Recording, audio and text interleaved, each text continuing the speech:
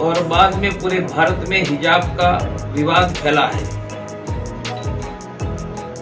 यह देश का संविधान सेक्युलर है, धर्मनिरपेक्ष, तो उसमें किसी मजहब के शरीयत के आधार पर आग्रह की बात गलत है। क्या अमेरिका में मुस्लिम छात्र अमेरिका के यूनिवर्सिटी के कैंपस में या इंग्लैंड यूरोप के कैंपस में हिजाब का आग्रह रखते हैं? नहीं रख रहे। फ्रांस में तो सार्वजनिक स्थान पर भी हिजाब पर प्रतिबंध है। तो धर्मनिरपेक्ष देश का संविधान की धारा 25 से 28 अन्वय मुसलमानों को हिंदुओं से डबल अधिकार चाहिए, मानी धर्मनिरपेक्ष देश का विशेष अधिकार चाहिए, और हिजाब का शरीयत का इस्लामिक राज्य खड़ा करने का दबाव करना, यह भारत को अफगानिस्तान बनाने का प्रयास है। मैं भारत सरकार से मांग करता हूं कि तत्काल कॉमन सिविल कोड, समान नागरिक संहिता का कानून का ऑर्डिनेंस लाकर शरीयत और हिजाब पर हिंदुस्तान में प्रतिबंध लगा दिया जाए, और उनके कारण एक हर्ष नाम के युवक की हत्या कर्नाटक में, यह सभी देश के हिंदुओं के लिए सावधानी है कि आज कर्नाटक में किसी का बेटा हर्ष 20 साल के बाद आपका पोता हर्ष का यही बेहाल हो सकता है। हमारे पोते हर्ष को 20-30 साल के बाद यह स्थिति में नहीं देखना है, तो हिंदुओं को अंतरराष्ट्रीय हिंदू परिषद, राष्ट्रीय बजरंग दल और डॉक्टर प्रवीण भाई के नेतृत्व में लोकतांत्रिक पद्धति से खड़ा होना पड़ेगा, क्योंकि हिजाब की विवाद में हिजाब के समर्थन में कौन रहे। यूक्रेन और रशिया के बीच युद्ध प्रारंभ हो गया है।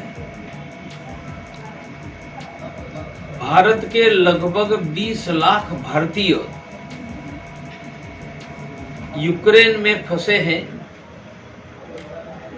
उनमें बहुत बड़े मेडिकल MBBS की पढ़ाई के लिए गए छात्र छात्राएं हैं। मैं जिनको व्यक्तिगत जानता हूं, पढ़ने गए ऐसे भी छात्र छात्राएं यूक्रेन में हैं। मेरी केंद्र सरकार से मांग है कि तत्काल वह सबको मुफ्त में टिकट के पैसे लिए बिना भारत लाया जाए। 10 दिन से युद्ध की चर्चा चल रही है, और 1 सप्ताह पहले अमेरिका ने स्पष्ट कहा था कि रशिया की सेना यूक्रेन में हमला करेगी। तो 20,000 भारतीय और छात्रों को 1 सप्ताह पहले लाने का काम होना चाहिए था,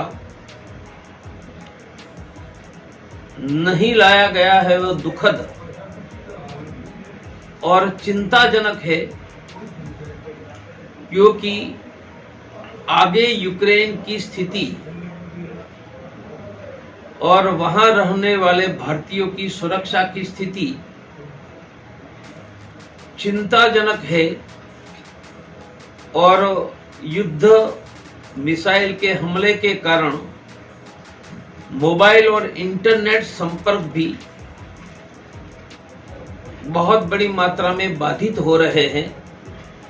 इसलिए भारत सरकार तत्काल ये छात्रों को लाने का काम करे, और भारत के प्रधानमंत्री ने रसिया के प्रेसिडेंट पुतिन से बात की है,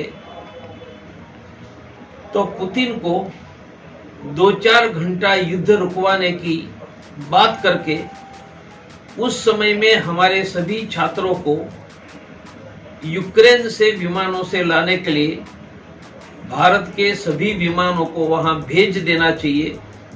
दुनिया के किसी भी देश में फंसा हुआ भारतीय, उनकी सुरक्षा की जिम्मेदारी भारत की केंद्र सरकार की है।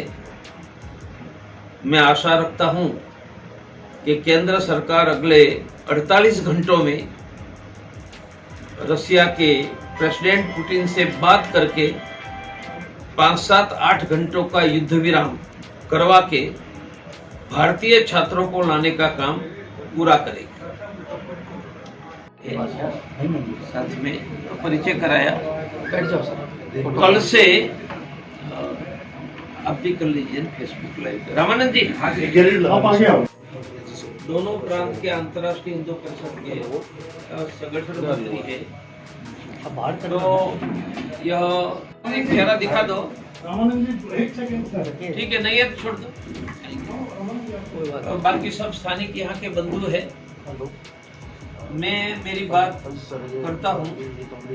डाइनी और है और भीलवाड़ा राजस्थान से है और अंतर्राष्ट्रीय हिंदू परिषद के पूरे देश के राष्ट्र